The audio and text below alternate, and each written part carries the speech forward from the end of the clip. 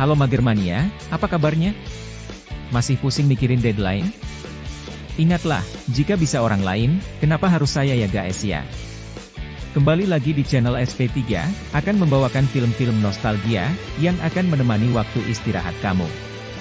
Kali ini, kita akan menceritakan sebuah film yang berjudul Flirting Scholar, tahun 1993. Film ini dibintangi oleh Babang Legend, siapa lagi kalau bukan Babang Stephen Chow.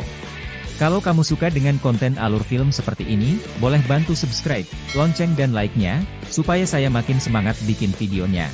Langsung saja, siapkan kopi, cemilan dan cepuloh kamu, kita nikmati Flirting Scholar. Kisah dimulai dengan memperlihatkan seorang cendekiawan yang mahir membuat lukisan, memainkan alat musik dan membacakan syair bernama Tong Pak Fu, kita panggil saja Pak Fu. Beliau hidup di zaman Ming, di mana pada zaman tersebut, profesi cendekiawan sangatlah digandrungi masyarakat di sana, mungkin semacam artis di zaman sekarang. Sehingga tanda tangannya saja sampai jadi rebutan. Dan satu lagi yang bikin jomblo iri, Pak Fu memiliki 8 istri. Walau memiliki 8 istri dan kehidupannya sukses sebagai cendekiawan, tak lantas membuat kehidupan Pak Fu bahagia. Itu karena, para istri Pak Fu, setiap hari hanya bermain mahjong, dan tidak ada yang menghargai karyanya. Ini seperti menjelaskan kepada kita, bahwa harta dan wanita, belum tentu jaminan bahagia. Saya perkenalkan ibunya Pak Fu, kita panggil saja Nyonya Fu.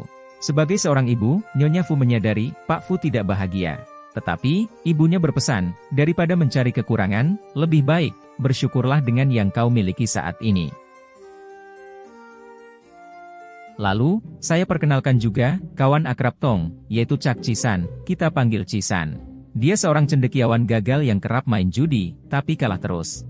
Dia berkunjung ke rumah Pak Fu, dalam rangka meminta tolong untuk membuatkan lukisan, buat apa lagi, kalau bukan buat bayar hutang judi. Andai saja Cisan mendengar nasihat Bang Oma, pasti semua ini tidak terjadi. Mendengar Cisan akan dibunuh jika tidak segera memberikan lukisan yang diminta, Pak Fu yang semula kesal, menjadi iba. Dan beginilah cara Pak Fu membuat lukisan.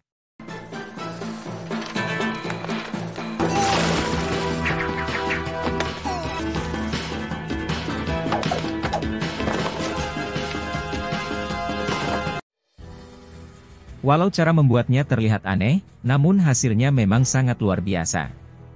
Sehingga tidak heran, Pak Fu menjadi cendekiawan paling sukses di zaman tersebut. Tak berapa lama, Pak Fu didatangi utusan Raja Ning, yang ingin melakukan pemberontakan. Raja Ning meminta agar Pak Fu mau menjadi penasehat militernya. Pak Fu berpura-pura sakit, tapi utusan Raja Ning tak mudah dibodohi. Dia sudah menyiapkan tabib dan segera masuk ke kamar Pak Fu. Saat si tabib memeriksa denyut nadi Pak Fu, di sini kita diperlihatkan bahwa sepertinya Pak Fu juga memiliki kungfu yang tinggi. Itu dibuktikan dengan kemampuan Pak Fu untuk mengatur nada denyut nadinya, hingga membuat sang tabib kebingungan.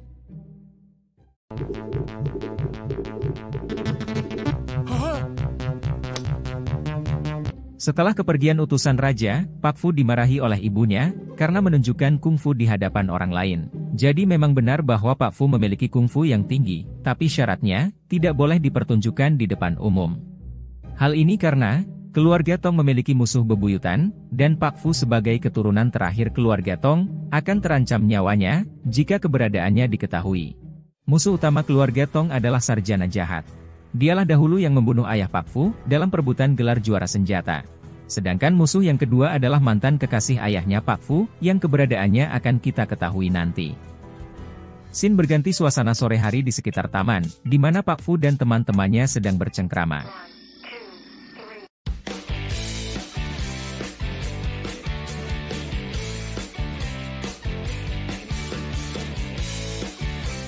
Melihat seorang gadis di jembatan, Pak Fu ditantang teman-temannya untuk merayu gadis tersebut.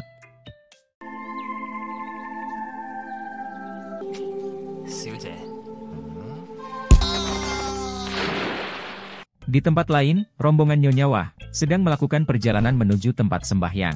Suasana begitu meriah, selain karena rombongan ini beratribut seperti sedang pawai, Nyonya Wah juga dikenal dermawan dan suka membagikan makanan saat perjalanan sembahyang. Nyonya Wah dikenal memiliki 4 pelayan cantik, Chong Heung, Ha Heung, Tung Heung, dan yang paling cantik adalah Chow Heung, kita panggil saja Nona Chow.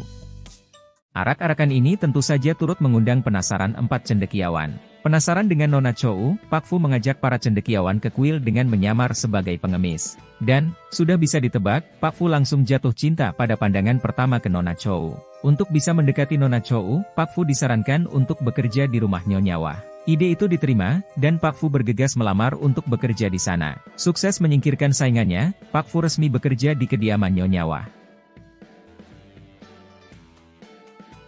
Saya perkenalkan Mo Chong Yuen, selanjutnya kita sebut Mo Chong, kepala keamanan di kediaman Nyonya Wah. Dia mendidik para pelayan Nyonya Wah layaknya militer. Dan karena pekerjanya cukup banyak, maka masing-masing mereka mempunyai nomor, dan nomor Pak Fu adalah 9527.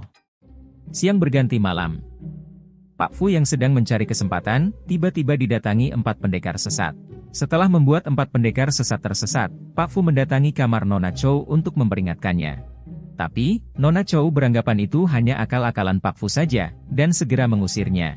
Nona Chou mengatakan, hanya Tong Pak Fu, pria ideal di dunia ini.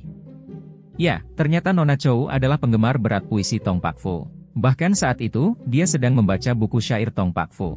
Mencoba mengatakan siapa dia sebenarnya, Pak Fu malah dihajar Nona Chou, dan itu membuat pendekar sesat menyadari keberadaannya. Saat hendak diculik, mereka dicegah oleh Mo Chong.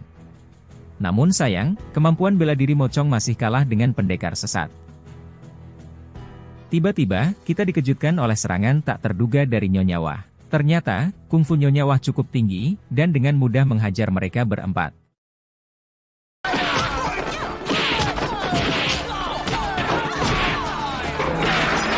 Selesai pertarungan, Pak Fu, yang dianggap bersekongkol dengan 4 pendekar sesat, hendak diusir. Tiba-tiba, Nyonya Wah melihat buku puisi Tong Pak Fu yang terjatuh di lantai. Nyonya Wah sangat marah. Dia tidak suka ada sesuatu berbau Tong Pak Fu di rumahnya. Pak Fu yang mengerti Nona Chou ketakutan, mengakui jika buku tersebut adalah miliknya. Hal itu membuat Nyonya Wah memerintahkan Mo Chong untuk mengeksekusi Pak Fu. Beruntung, Pak Fu langsung mengklarifikasi bahwa dia sebenarnya adalah musuh abadi Tong Pak Fu, dan dia selalu membawa buku Tong Pak Fu agar selalu ingat siapa musuhnya.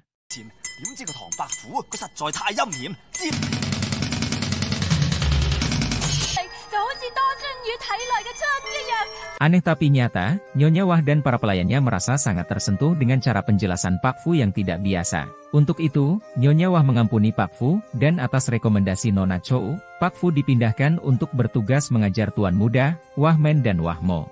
Namanya juga diganti, bukan lagi menggunakan nomor, tapi menjadi Wah On. Keesokan paginya, secara tak sengaja, Guru Wah, sang pemilik rumah, membunuh guru senior. Karena tidak ada pengganti, maka otomatis, Wah On, diangkat menjadi guru senior. Kehidupan Wah On langsung berubah.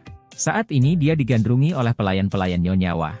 Hubungannya juga makin dekat dengan Nona Chou. Lebih dari itu, Nona Chou juga mengetahui, kalau Wah On, hanya berpura-pura membenci Tong Pak Fu. Sedang asik merayu, Wah On tiba-tiba dikejutkan oleh para pelayan yang berteriak bahwa Mo Chong telah menangkap orang mengaku bernama Tong Pak Fu dan sedang menjual lukisan asli Tong Pak Fu. Tak diduga, dia adalah Cisan. Dia pun dikurung di ruang tahanan dan Nyonya Wah memerintahkan Shek Lau, salah satu pelayannya yang agresif, untuk menyiksanya sesuka hati. Bukannya tersiksa, Cisan malah sangat menikmatinya.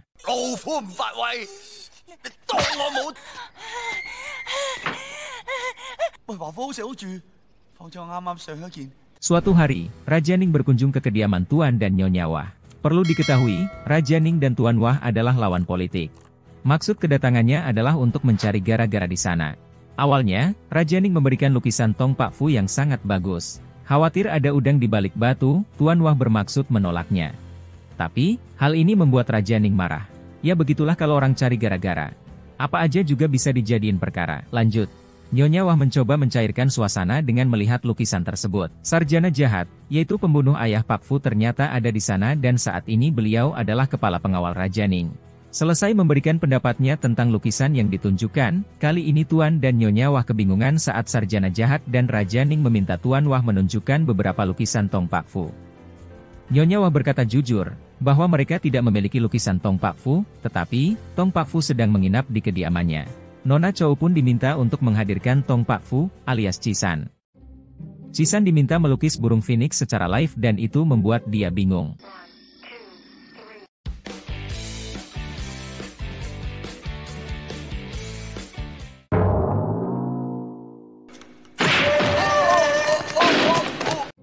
Nyonya Wah berterima kasih kepada cendekiawan yang dibawa Raja Ning karena telah mengungkapkan Tong Pak Fu palsu.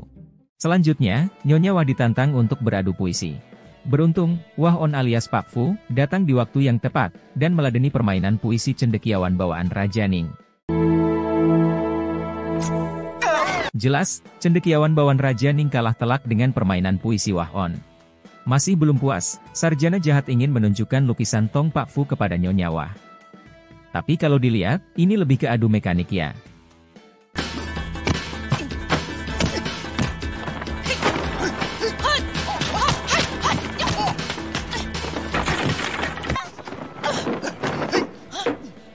Empat pelayan Nyonya Wah juga ikut jadi korban. Sebuah serangan membuat Nyonya Wah terluka. Wah On langsung membantu menghalau serangan selanjutnya dan mampu mengimbangi permainan sarjana jahat. Sayangnya, akibat adu mekanik ini, lukisan Raja Ning terbelah dua. Akhirnya Raja Ning mendapatkan apa yang diinginkan.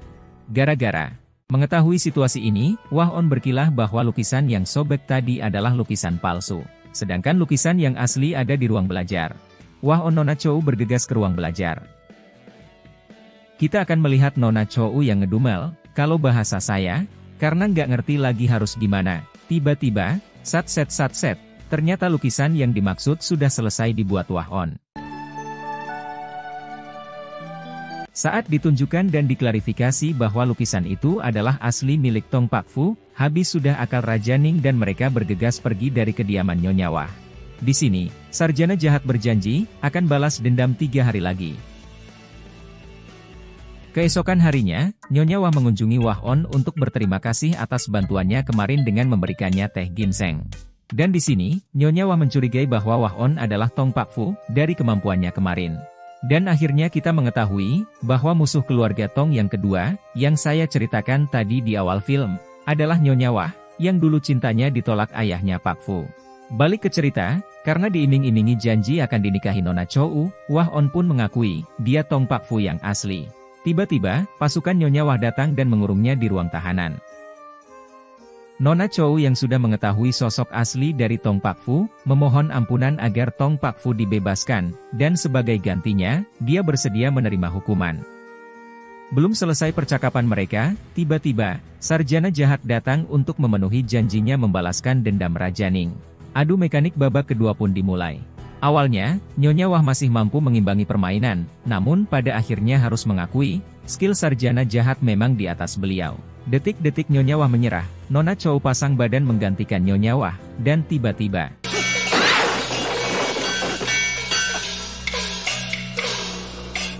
ya, Tong Pak Fu datang dengan tombak khas keluarga Tong. Adu mekanik kali ini, gantian sarjana jahat yang kewalahan menghadapi Tong Pak Fu. Sempat dibuat khawatir, karena sarjana jahat menggunakan teknik yang sama saat dia berhasil membunuh ayahnya, yaitu dengan melepaskan ujung tombak. Tetapi Tong Pak Fu telah belajar dari kegagalan ayahnya dan berhasil menusukkan tombak walau tanpa ujung tombaknya.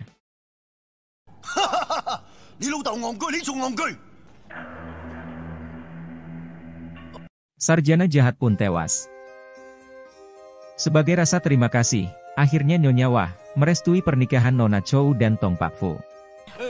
Hari pernikahan pun tiba. Ternyata tak semudah yang dibayangkan, Tong Pak Fu harus melewati satu ujian terakhir, yaitu harus menebak yang manakah Nona Chou, dari beberapa wanita yang sudah didandani ala pengantin dengan menggunakan cadar. Ujian ini sangat sulit, karena Tong Pak Fu harus mampu menebaknya dari jarak yang cukup jauh, tanpa menyentuh dan harus sudah selesai sebelum dupa habis.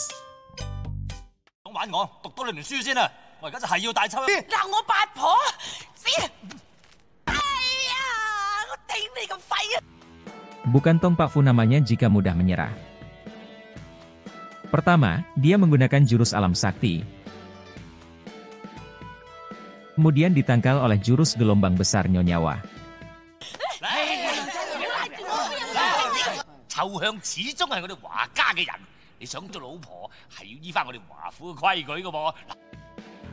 Kedua, Pak Fu menggunakan tapak sakti. Tapi, jurus itu juga bisa ditangkal Nyonya Wah.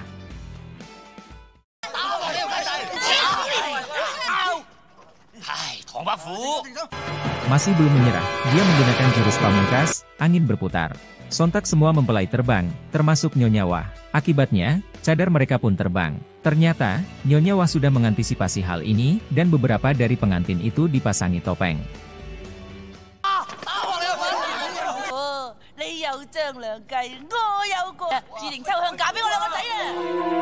Sudah putus asa, Pak Fu mengeluarkan jurus puisinya untuk memancing antusiasme Nona Chou.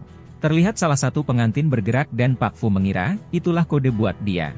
Pak Fu langsung membawa pengantin itu ke atas lampu gantung, membuka topengnya dan ternyata...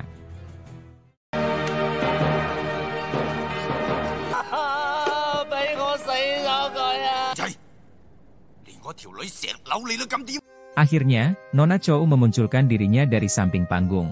Pernikahan pun dilaksanakan dan mereka bahagia selamanya. Film pun tamat. Walau ini film tahun 1993 dan rada absurd jalan ceritanya, tapi masih sangat layak ditonton buat jadi sarana healing. Dari aksi kungfu dan komedinya yang menghibur ala Stephen Chow. Pesan moral dari film ini adalah, harta dan wanita bukanlah jaminan kebahagiaan, namun yang membuat bahagia adalah, yang satu frekuensi. Itu aja. Bagi kamu yang menyukai alur film seperti ini, boleh bantu subscribe, lonceng dan like-nya, supaya saya makin semangat bikin videonya. Saya pamit, dan sampai jumpa di video selanjutnya.